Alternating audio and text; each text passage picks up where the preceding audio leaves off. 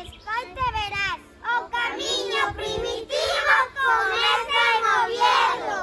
Trátase da primeira ruta histórica, que foi a que tomou no século IX o rei Alfonso II para visitar a tumba do apóstolo Santiago, que acaba de ser descoberta.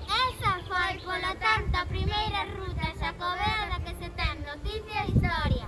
O itinerario parte desde Oviedo percorrendo parte de Asturias, Grado, Salas, Tineo, Faladea, Negra, nas tres ali, pasando despois por Lugo, reunindo-se en su familia francesa, en Palas de Rei ata chegar a Santiago. É un camiño fermoso e duro, son tramos de montaña especialmente difíciles cunhas paisaxes espectaculares. É por iso que cada ano vai en aumento e son numerosos os peregrinos que fan este camiño.